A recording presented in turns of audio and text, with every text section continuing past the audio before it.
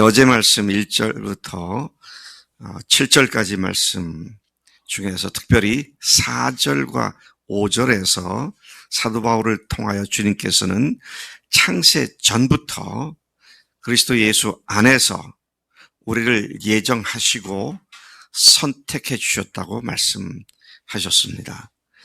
그리스도 예수 안에서 우리를 예정하셨다. 여기 우리는 교회를 의미하고 또 교회 속에 있는 우리 각자를 의미하는 말씀이죠. 우리가 예수를 믿고 구원받게 된 것은 10년 전에 또는 20년 전에 참 운 좋게 어쩌다가 예수를 믿게 된 것이 아니고 하나님이 창세 전부터 예정하셨던 그 교회 속으로 우리를 불러주셔서 우리가 하나님의 가슴 속에 갖고 계셨던 그 꿈의 열매들로 우리가 하나님 나라의 백성들이 되었다. 하나님의 아들들이 되었다. 그런데 이 사실을 알게 된 것은 하늘에 속한 신령한 복을 우리에게 주셨기 때문에 이 사실을 믿음으로 알게 되었다. 그런 말씀을 하셨죠. 또 우리를 예정하시고 그렇게 택하신 것은 왜 그렇게 하셨느냐 할 때 우리를 거룩하고 흠이 없게 하셔서 흠이 없는 하나님의 자녀들이 되게 하심이었다.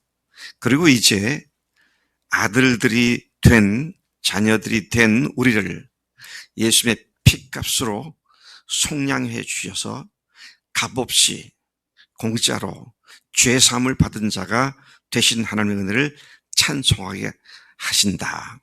이게 이제 어제 1절부터 7절까지 말씀이었다고 하면 거기에 이어서 오늘 8절부터 15절, 14절까지의 말씀을 보면 8절부터 10절까지에서는 그런 하나님의 은혜를 받고 죄사함을 받은 우리에게 하나님께서는 모든 지혜와 총명을 넘치게 해주셔서 하나님의 뜻의 비밀을 알려주셨다고 말씀합니다. 여러분, 하나님에 관한 또 하늘에 관한 복음에 관한 성령님의 역사하심에 관한 믿음과 또 깨달음과 알게 된 것은 전적으로 하나님께서 지혜와 계시의 정수를 주셨기 때문에 우리가 이 지혜와 총명을 주셨기 때문에 알게 되고 믿게 되었다. 그런 말씀이죠. 참 그렇습니다.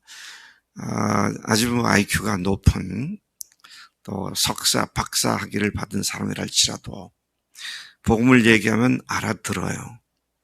논리적으로 다 알아듣습니다.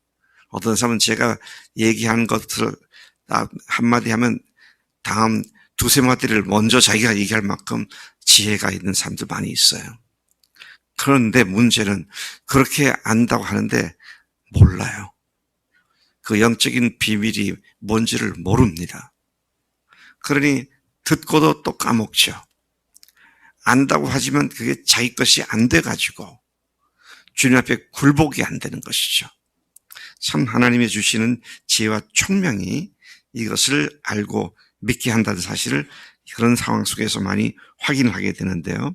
우리는 하나님의 모든 지혜와 총명을 넘치도록 받은 자들인 줄로 믿습니다. 우리는 하나님의 뜻의 비밀을 아는 자들입니다. 우리는 하나님께로부터 은혜로 죄사함을 받은 자들입니다. 이게 너무 감사하죠. 예. 그래서 이때는 우리가 그냥 지나갈 수 없어요. 할렐루야! 하나님을 찬양하며 가야겠죠. 우리에게 알려주신 비밀은 창세 전부터 예정하셨고 하나님 마음 속에 품으셨던 것인데 이제 때가 되었기 때문에 우리에게 알려주신 것이다. 그렇게 말씀하고 있습니다. 자, 이런 말씀에 있어 10절에서 보면 사도 바울은 여기서 한 걸음 더 나아가서 하나님의 비밀을 계속 말하고 있습니다. 우리가 하나님의 비밀을 알게 되었다 그러는데 그 비밀이 뭐냐? 10절에 보면 하늘에 있는 것이나 땅에 있는 것이 다 그리스도 안에서 통일되게 하는 하나님의 비밀을 일단 얘기하고 있습니다. 하늘에 있는 것이 뭘까요? 땅에 있는 것이 뭐고요? 합치면은 천상 하지에 있는 모든, 천지에 있는 모든 것, 그렇게 되겠죠. 근데 하늘에 있는 것은 천사들과 영적인 존재들을, 그들도 다 하나님의 피조물이죠. 예, 그런 존재들을 말하는 것이고요. 땅에 있는 것들은 인간을 포함한 모든 피조물들을 말합니다. 아마 여기에 포함된 피조물 중에서는 짐승들이나 동물들도 포함되는 것으로 알고 있습니다. 왜냐하면 로마서 8장에서 보면 이 피조물도 하나님의 아들들이 나타나기를 학수고대하고 있다. 그런 말씀을 하고 있는 것으로 보면 모든 피조물들을 그리스도 안에서 통일되게 하려 합니다. 여기서 통일되게 한다는 말은 모든 천사들이든 인간들이든 짐승들이든 예수님의 그 부활하신 예수님의 하나님 되심 앞에 모두가 그분이 주님이라고 고백하고 그분을 중심으로 살아가는 존재들이 되게 한다는 그런 말씀을 의미하는 것으로도 이해가 됩니다. 하나님이 예수님 안에서 믿는 자들의 존재 의미를 깨닫게 하시고 그분을 중심으로 살아가는 존재들로 만드신 것을 기뻐하셨고 그것을 계획하셨다. 오늘 본문이 그렇게 말씀하고 있습니다. 모든 만물을 창조하신 예수님은 하나님이십니다. 네. 단순히 하나님의 아들로서가 아니라 하나님으로서 또 모든 피조물들의 주님이 되시는 것이 바로 하나님의 비밀이었고 여기에 모든 피조물들에게 동일하고 통일된 믿음을 갖게 하셨다. 이런 말씀으로 이해가 됩니다. 11절에서 15절까지 보면 자, 그래서 어떻게 그런 존재가 우리가 되었는데 하나님께서 뭘 원하시는가? 자, 11절에 보면요. 모든 일을 그분이 정하신 뜻대로 일하시는 하나님께서 그 예정하신 바대로 우리를 하나님의 기업으로 삼으셨다. 하나님의 기업으로 삼으셨다라는 말을 조금 모호할 수가 있어서 제가 다른 번역을 비교해 보니까 현대인의 성경에서는 우리는 그분의 백성이 되었습니다. 새 번역에서는 우리를 상속자로 삼으셨습니다. 여기서 기업이란 말은 영어로는 heritage, 유산, 유업 이런 것을 얘기하는데 우리를 상속자로 삼으셨습니다. 우리를 그분의 자녀들로 그분의 상속자로 삼으셨다는 말씀이죠.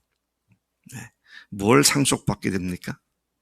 상속은 부모로부터 물려받는 거잖아요. 이어받는 것이죠. 자, 우리 이제 창세 전부터 예정하셨던 그분의 비밀이 우리에게 알려졌고 우리가 그 비밀의 한복판에 서 있는 자가 되었다. 하늘나라를 상속받게 되었다. 바로 그 말씀이죠. 하나님이 통치하시는 온전한 통치가 이루어지는 그 하늘나라의 상속자가 되었다. 참 이 소망이 우리로 하여금 세상 속에서 비겁하게 살지 않고 당당하게 살게 만드는 원동력을 제공해 주기도 합니다. 이제 하나님의 비밀의 중심에 서 있는 우리가 모든 피조물들에게 하나님의 영광거리가 하나님의 영광의 찬송거리가 되게 하셨다고 말씀하십니다.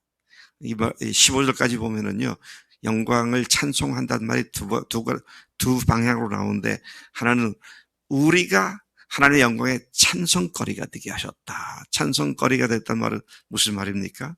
하나님의 예수님의 그 은혜 중심에 서 있는 우리를 보고 세상 사람들이 하나님의 영광을 찬송하게 되는 그런 하나님을 찬송하는 근거가 되고 거리가 된 것이 바로 우리들이다.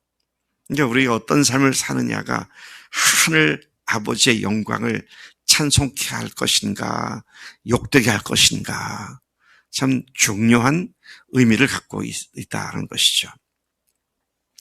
우리 오늘 아침 보니까 혜인이가 참석을 했네요. 혜인이 맞지? 근데 혜인이가 공부도 잘하고 착한 삶을 살면 엄마 아빠가 사람들로부터 칭찬을 받는다고? 근데 혜인이가 잘못하고 나쁜 짓을 하면 엄마 아빠가 욕을 먹어요. 그렇지? 예, 근데 혜인이가 엄마 아빠를 늘 칭찬받게 하는 귀한 어린이인 줄로 믿어요. 아멘. 네. 하나님 앞에서 우리가 그런 존재다 하는 것이죠. 우리가 잘못하면 하나님의 욕을 당하시고, 우리가 주님 앞에서 순종하며 거룩하고 흠없는 삶을 살면 우리 때문에 사람들이 하나님을 영광스럽게 하는, 찬양하는 그런 삶을 살게 된다, 그런 말씀이죠. 자, 12절에 보면 이는 우리가 그리스도 안에서 전부터 바라던 그의 영광의 찬송이 되게 하려 합니다. 우리가 하나님의 찬송이 되게 한다. 그래서 우리를 믿지 않는 사람들이 보면 저절로 하나님의 영광을 찬양한 그러한 존재가 되게 하려고 하셨다고 말씀하지 않으십니까? 참 놀라운 일이 아닐 수 없습니다. 이게 다 끝장난 것이 유럽 교회이고요. 끝장나가고 있는 것이 미국 교회고, 끝장날 것 같이 그런 방향으로 가는 것이 오늘 한국 교회가 아닌가, 내가 아닌가, 우리가 진지하게 반성해 볼 그런 문제라고 생각을 합니다. 자, 이제 바울은 13절에서 이방인 그리스도인으로서 교회 안에 들어온 에베소 교인들도 역시 너희도 그랬습니다. 앞에서 우리를 이렇게 하다가 여기서 너희도 그랬습니다. 왜 우리가 너희로 바뀌었을까? 그건 사도 바울을 포함한 모든 그리스도인들을 포함한 우리지만 특별히 에베소에 믿게 된 이방인 그리스도인들 너희도 그런 말이죠. 자, 그렇게 말씀하고 있는데 그들 역시 복음을 듣고 믿음으로 말미암아 똑같은 하나님의 자녀, 하나님의 백성이 되었음을 확인하는 표로 마치 도장을 찍듯이 약속하신 성령을 우리 모두에게 주셨다. 너희에게도 주셨고 우리 모두에게 주셨다. 자, 이 말씀을 다시 그대로 본문 말씀을 읽어보면 그 안에서 너희도 진리의 말씀 곧 너희의 구원의 복음을 듣고 그 안에서 또한 믿어 약속의 성령으로 인치심을 받았으니 그렇습니다. 예. 여러분 이마에 666표, 짐승의 표 이런 말이 나오는데 우리에게 이마란 말은 없지만 우리 이마에는 예컨대 이마에는 성령의 도장이 빵 찍힌 그런 존재들이 된 줄로 믿습니다. 예, 감히 마귀가 악한 영들이 우리를 공격할 수 없고 건드릴 수 없는 이유가 하나님께서 성령으로 인쳐주시기 때문에 한 사실을 믿습니다. 14절 우리에게 오신 성령님은 우리가 받게 될 상속을 보증해 주시고 하나님의 백성인 우리에게 완전한 자유를 누리게 해 주심으로써 우리로 하나님의 영광을 찬양하게 하신다 그랬습니다. 자, 찬양거리가 된 우리를 뿐 아니라 우리가 하나님을 찬양하는 존재들이 된다. 그래서 여러분 우리를 통해서 안 믿는 사람들이 또 같은 믿음의 식구들이 우리를 보고 하나님을 찬양하게 할 뿐만 아니라 우리도 언제든지 주님을 찬양하는 삶 속에 깊이 들어감이 마땅한 줄로 믿습니다.